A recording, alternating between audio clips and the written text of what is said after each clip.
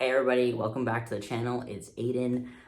If you didn't already watch the other video that is like a sister video to this, I am making two separate videos. This video that you're currently watching is pre-surgery, what you need to plan, what you need to figure out, expenses, etc. What all goes into getting surgery so you can be prepared for it. So what I did is I made a separate video of items you need, you may or may not need. And I'm doing this one. If you haven't already watched that one, I would also watch that, which I will link up here.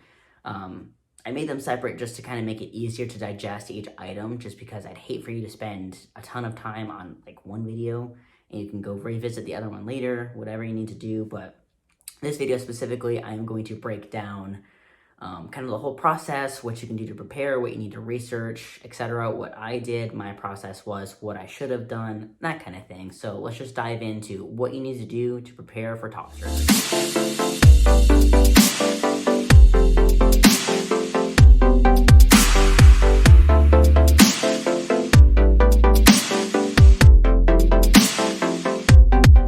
All right, so what I'm going to end up doing is, because it's so much and I don't want to miss things and I talk a lot, I want to keep us all on track here. So I, on my iPad, have a list of things to go over.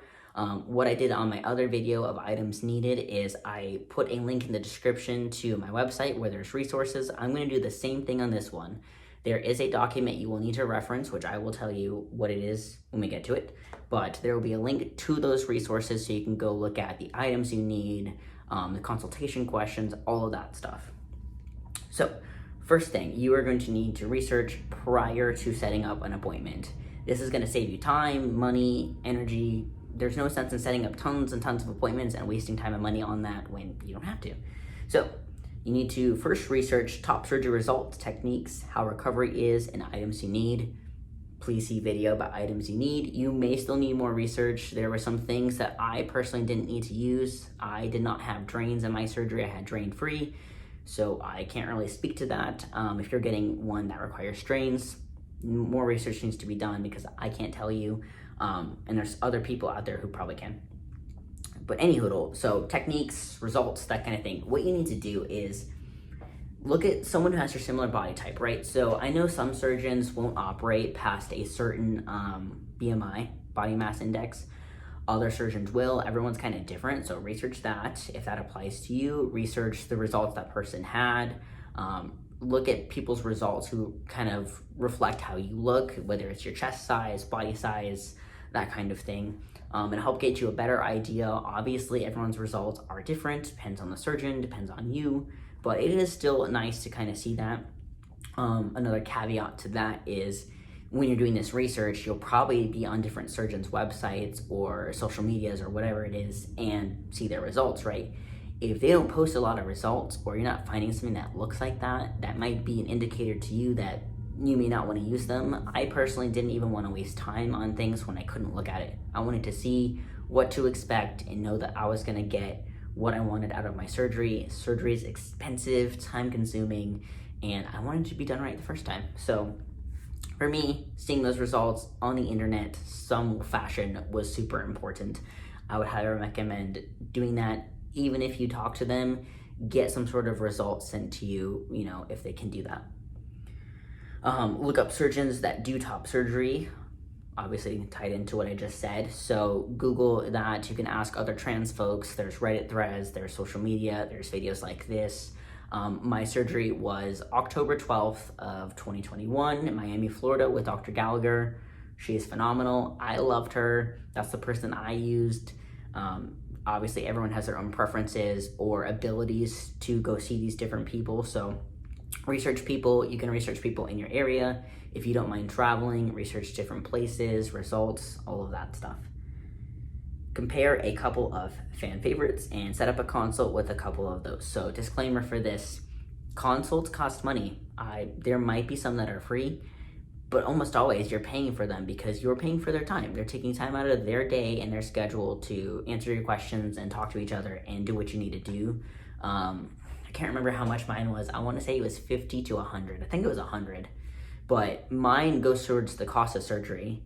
So it's not like I lost that money, but if you're getting multiple consults, you are looking at the factor of losing that money because you're not picking multiple surgeons, right?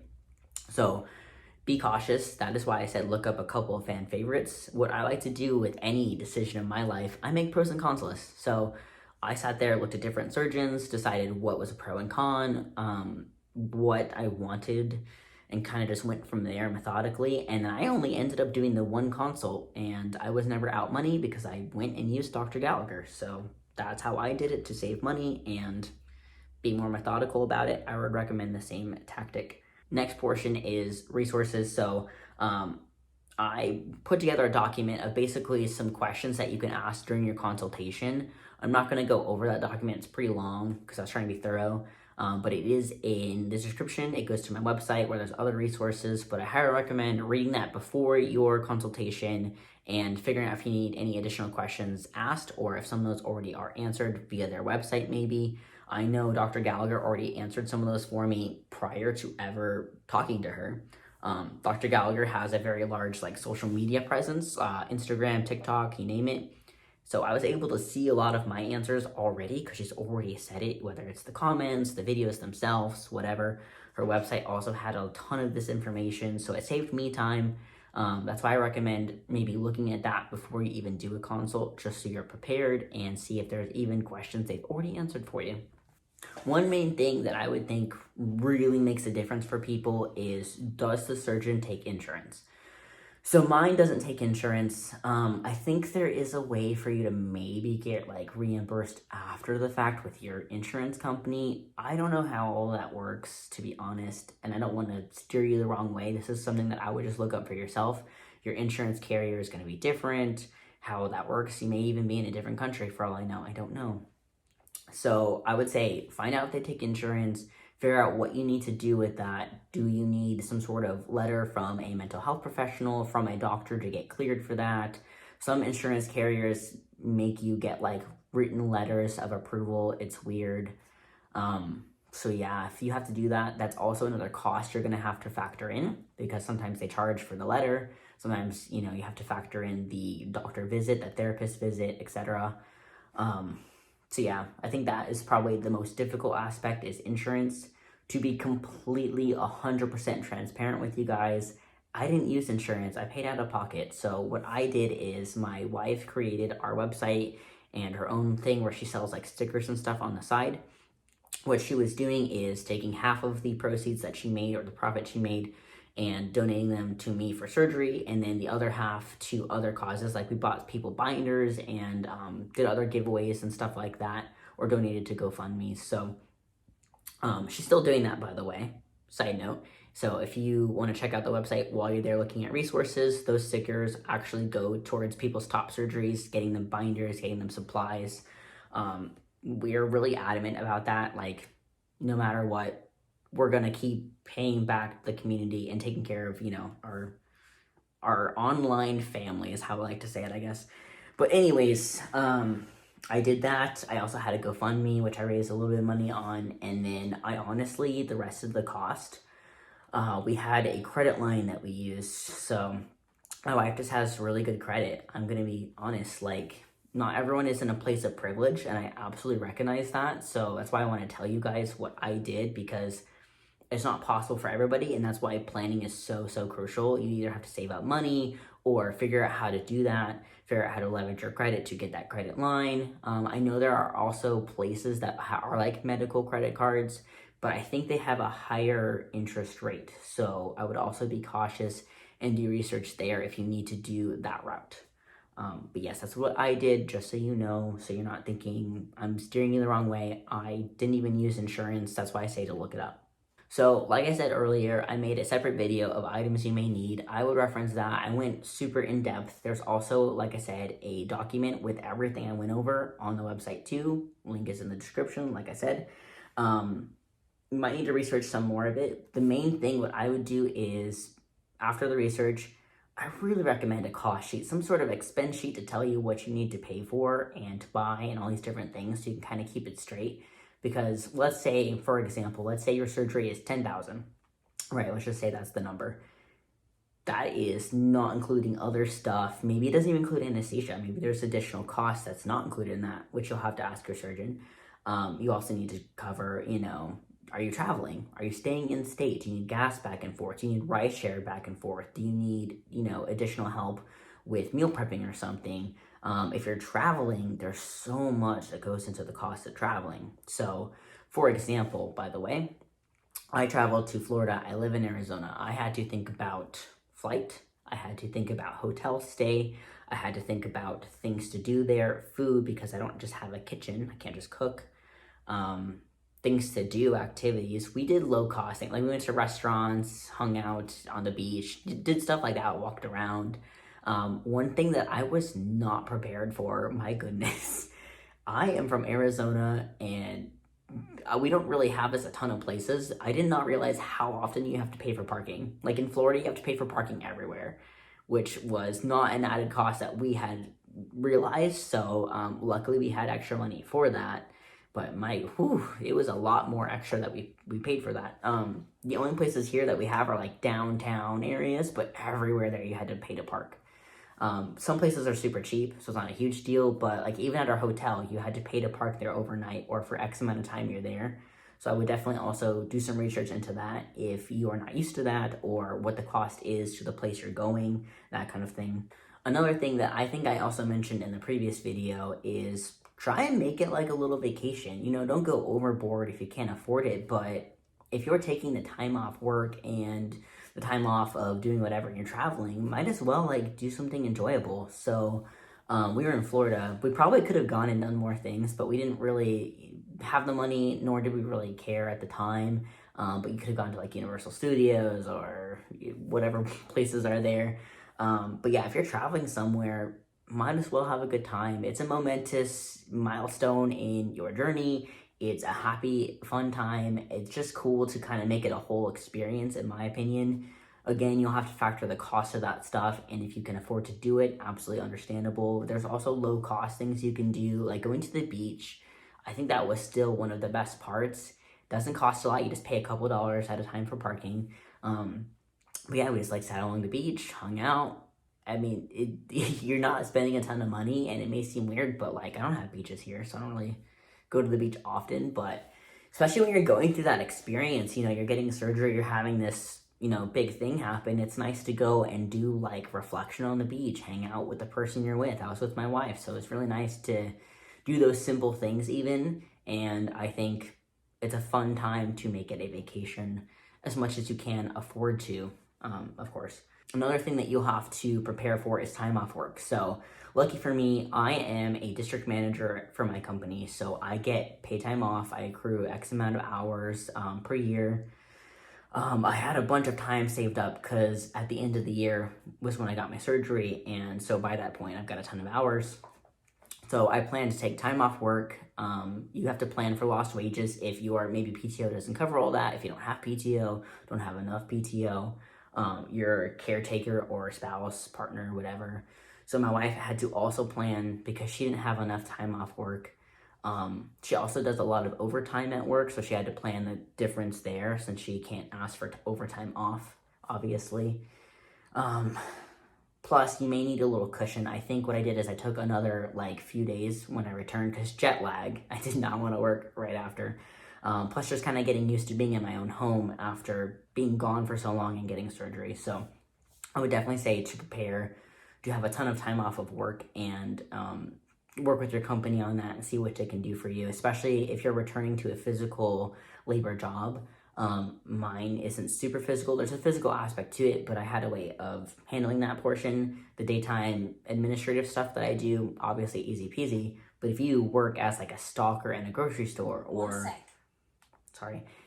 but if you work as a stalker in the grocery store or anything that requires moving something up high or physicality, you'll have to see what they can kind of do with you and work with you on that, so you're not messing up your stitches, that kind of thing.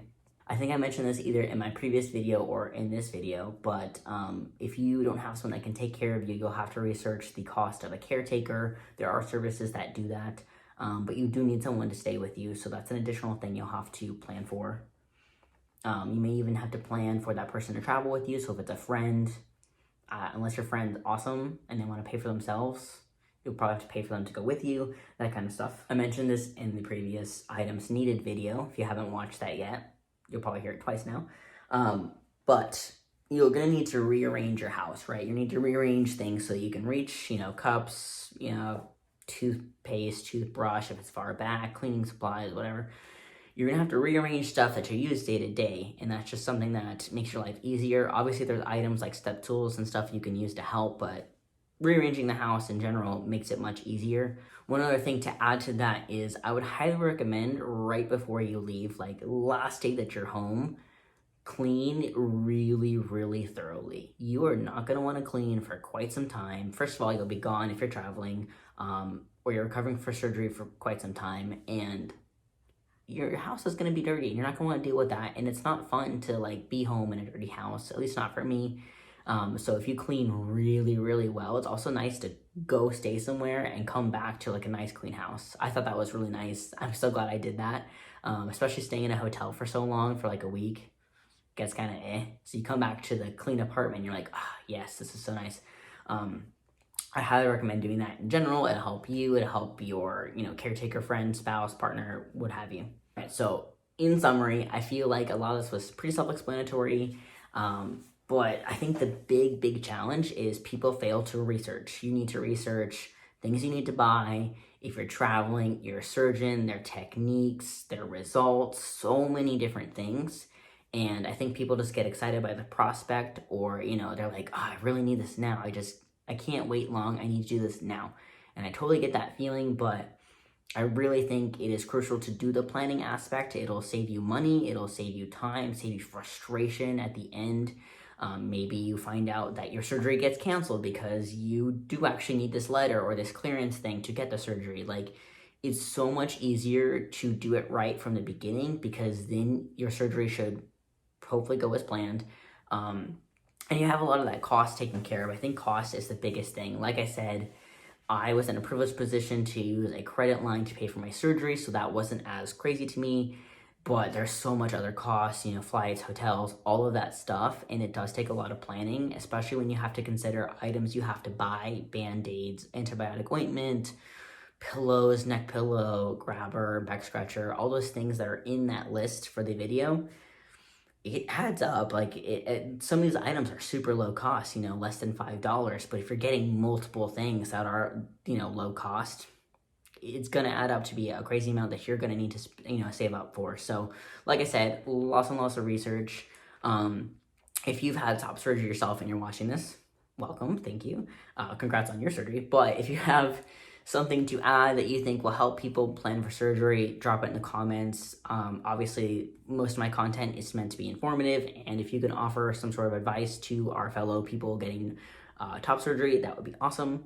If you have questions, comments, concerns, leave a comment. I will read them and get back to you when I can. And like I said, the link in the description will take you to my website where there's resources. It is going to be items you need for surgery. Some other stuff is on there too that I made a resource. And then one thing that is super important is questions to ask your surgeon during consultation, or to prepare for before your consultation. It's a fairly large document. Like I said, it's like a couple pages, but pretty thorough, and it should make you feel a lot more prepared, so you know what to expect from them, if there's additional things you need to do insurance-wise, all that stuff. So check those out. Like I said, questions, comments, concerns, leave it in the comments below, and thank you so much for watching. I am so excited for you guys to see the other videos I plan to put out with my results and stuff. But yes, I appreciate your guys' support, and I will see you next time.